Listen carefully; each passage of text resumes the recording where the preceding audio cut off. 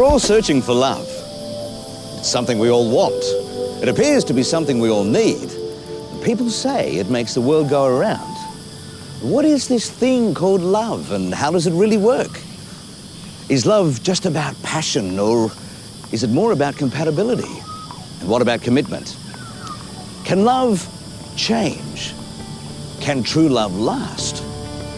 And how do you get to live happily ever after?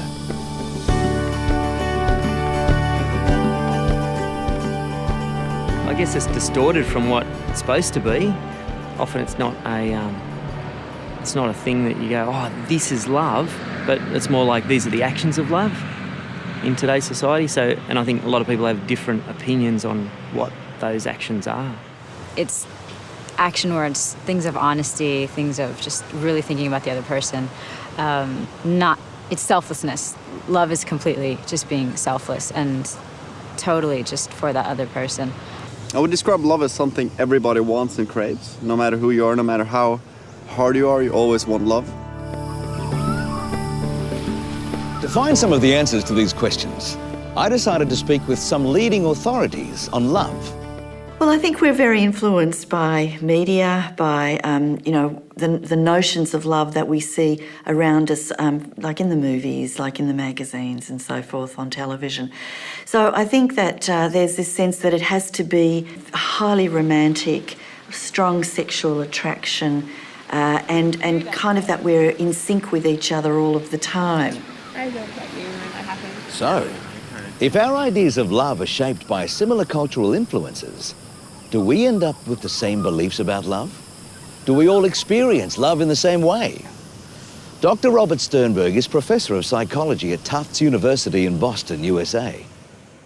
From almost the time we're born, we're exposed to varying stories about love through our parents' relationship, through the relationships of the parents of other children we know, through TV, movies, books, other media. And these stories interact with our personalities to produce within us a sort of hierarchy of stories that we conceive as being what love is. So love is the story.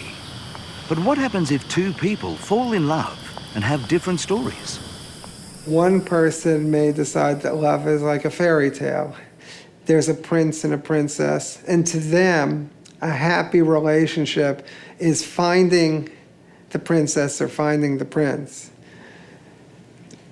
Another couple, though, might have a business story. A business story is a very different one. It's where they say, oh, the fairy tales are for fairy tales.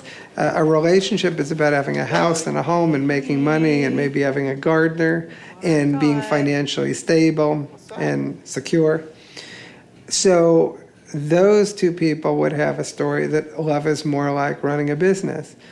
Or there's some people who have less positive stories, a horror story. A horror story is where there's a terrorizer and a victim, and each seeks the other out, one to terrorize, the other to be a victim. Now, everybody has a hierarchy of stories. So, for example, you might have a garden story at the top. A garden story is where you say, love is like a garden, you have to keep watering it and feeding it sunlight for it to exist. If the other person has a profile of stories that's fairly similar to yours, the relationship is more likely to work. So if I have a fairy tale story and my wife Karen has a fairy tale story, that's probably a good sign. But if I have a fairy tale story and she were to have a business story, it would be hard to make the relationship work because we both say we love each other, but we mean different things by love. So it's usually productive. Our research shows that couples are happier when they have more similar profiles of stories.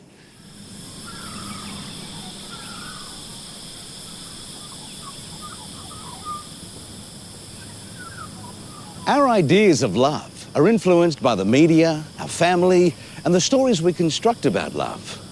But how can we possibly understand our individual experience of love? My theory of love is called the triangular theory of love, and it has three basic components: intimacy, passion, and commitment. And the basic idea is that intimacy is how close or connected you feel to someone, how much you trust them or they trust you. It's a feeling of friendship.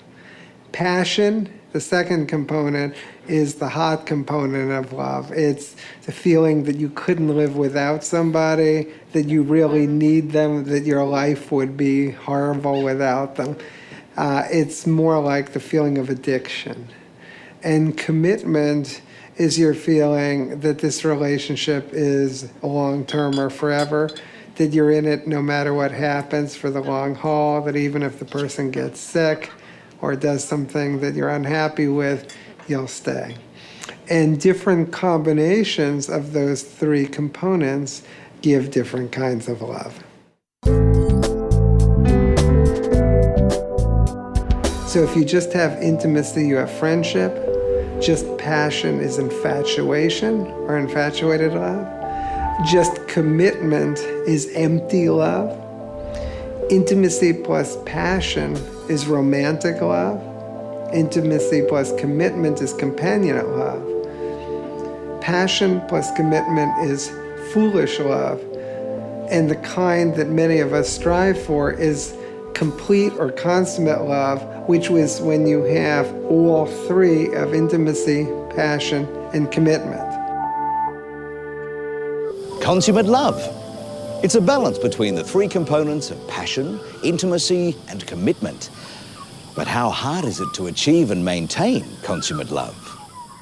Attaining it is a little like losing weight.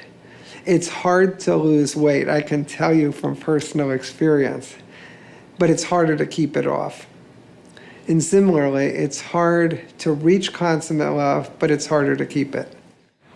The reason it's hard to keep consummate love is that the world has a way of throwing us unexpected curveballs.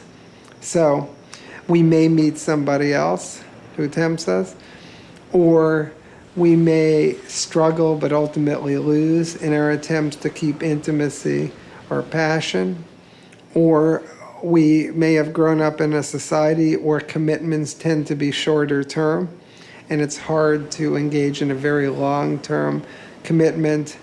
So there are constant challenges to consummate love. Some of them from inside you, and some of them from the outside, is when there's a crisis, a financial crisis, or it could be a crisis of someone dying, a child dying. But we have to work to maintain it. So, according to Dr. Sternberg, there are three components of love. But is there one component that's more important in a relationship? Our research shows that intimacy, passion, and commitment all are highly positively related to satisfaction and happiness in close relationships. But if you had to pick one component as more central, it would probably be intimacy. Because without intimacy, it's hard to make a relationship work. If you don't trust the person, if they don't trust you, if you don't feel like you're friends, you can have the other components, but it's hard to make it work. So what about passion? How does that rate? Is it important in a relationship? Western society has probably focused more on passion and love than have some other societies. Passion, though, is important to relationships because it's often what fuels them, what keeps them going and keeps them exciting. And part of the challenge of a long-term relationship is to keep that passion going, because the normal tendency is that as things become more predictable and routine and sort of life gives way from being a very exciting beginning of a relationship to more the middle, the passion sometimes dies. So creating excitement, creating change, creating new shared interests are important for sustaining passion. Okay. So we've talked about the importance of intimacy and passion in a relationship. But what about commitment? Is it really that important? I spoke with Dr. Pat Nola from the University of Queensland about the role and importance of commitment in a relationship. One of the things about commitment is it keeps us going through the tough times. So there may be times when we think, oh, what am I doing here? This is too hard. But because I've committed myself, then I'm more prepared to try and work that through.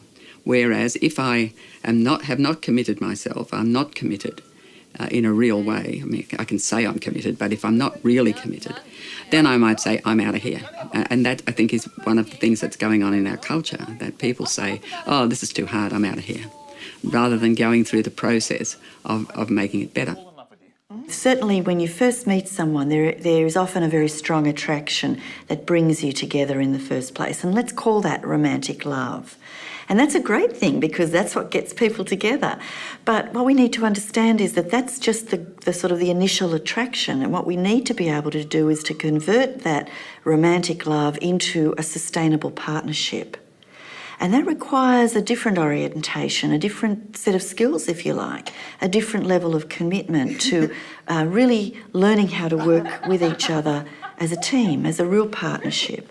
And of course, that fundamental to that partnership is that romantic love that brought you together in the first place. Ideally, it also has other components such as shared values and even friendship. You know, just wanting to hang out with each other is a very important part of it that may not be associated with love as such, but is a component or a set of things that, part of a set of things that makes up what forms the foundation of a strong partnership. That's what's often missing, I think, these days. You know, we get the romantic love bit and we think we like that, of course, and then we end up living together or even getting married or even having children together without having actually formed a partnership. We're really still there as an individual, looking out for ourselves. And so when the going gets tough, you know, we haven't actually formed the partnership that's going to last the distance. So, you know, partnership means things like looking out for each other, not just for yourself, being able to put your own needs aside sometimes for the sake of the other person. Not all of the time, and hopefully you're both doing it in a reciprocal way. But certainly it's not just about two people separately living under the same roof. Some of our concepts of love that are less helpful, like the idea that it's based on a feeling or that it should be easy all of the time and not be hard work. I think that leads us to what you might call a short-termism when it comes to relationships. We keep looking for a better relationship or a better experience in a relationship because we think that what we're experiencing can't be right because it's hard work or because indeed the feeling hasn't stayed the same. Love is hard work. Something that requires time, energy and effort. I asked Dr. Sternberg whatever happened to the idea of just falling in love. We speak of falling in love, and probably the reason we do that is because the passion component can dominate. So when you suddenly feel passion, it can be like a swooning feeling that all of a sudden, where did the floor go? I'm falling through it. So it's not actually a bad term for the passion component, but for the intimacy or commitment components, probably growing in love would be a better term.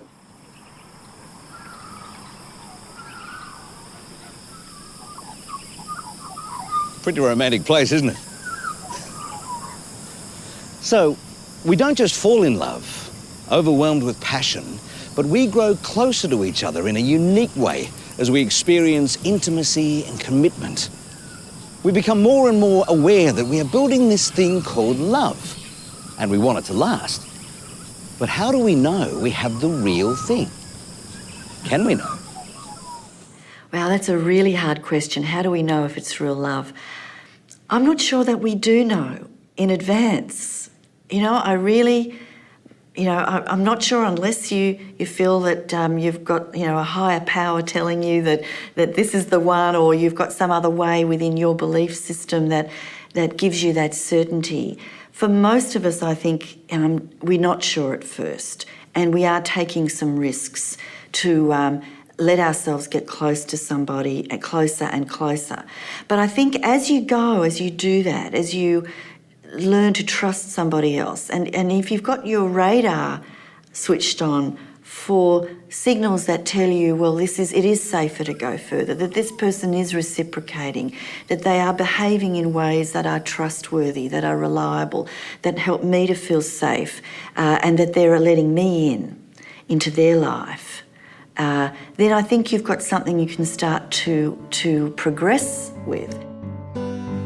I think finding out when you're in love is a bit difficult because, well, particularly for us, because we were best friends before we got together as a couple. So I think it was when we just felt that we were completely comfortable with each other, in each other's company. We were just completely comfortable. There was no issues with, what if he thinks that I don't know, if I act this way it might cause some issue, or whatever we did was completely comfortable with each other. So it's a bit hard to define when we both kind of really knew we were in love. There are ideas we have that can interfere with long-term relationships. One is that the same kind of excitement and romance that we have early in a relationship should continue for the long term.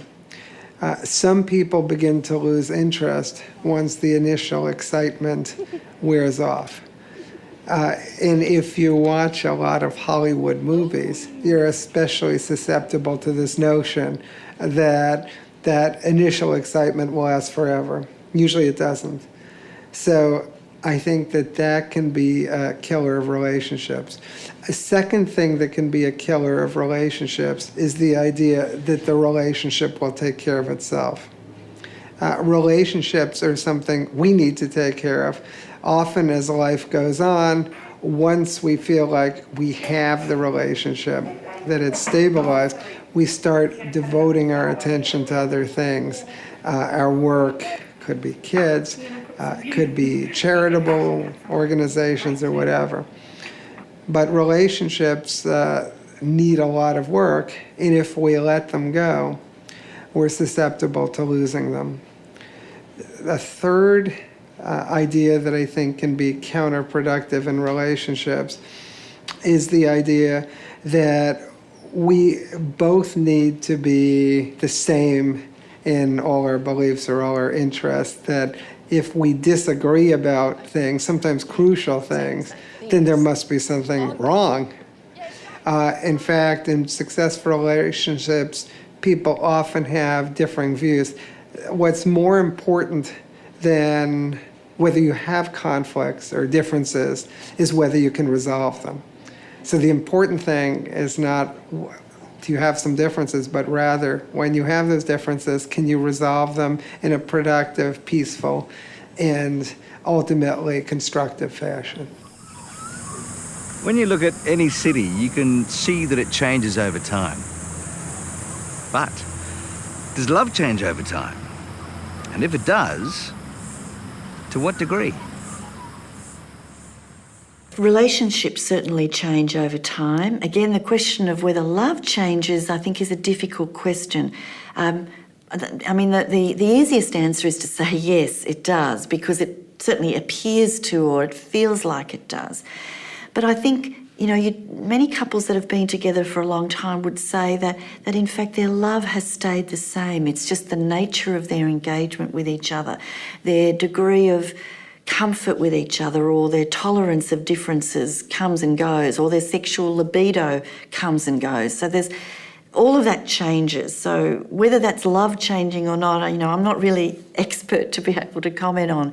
I would think, however, we need to understand that change is a very important concept to encompass when you're looking at a sustainable partnership in the long term.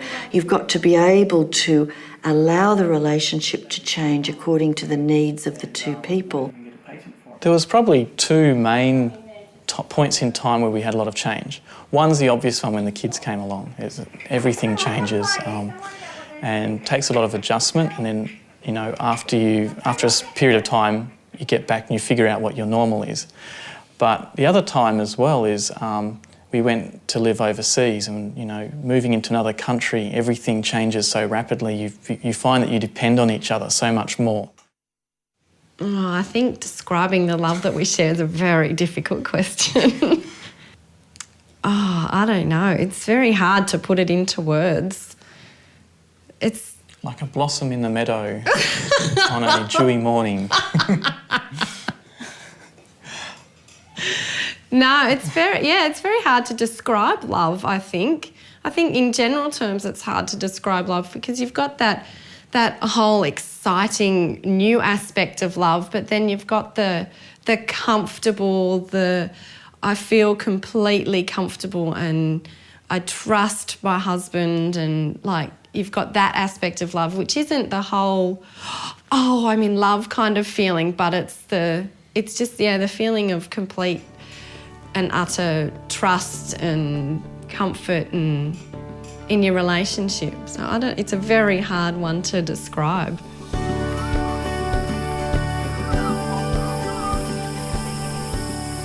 Love. Maybe it's not what makes the world go around, but maybe it makes the ride worthwhile.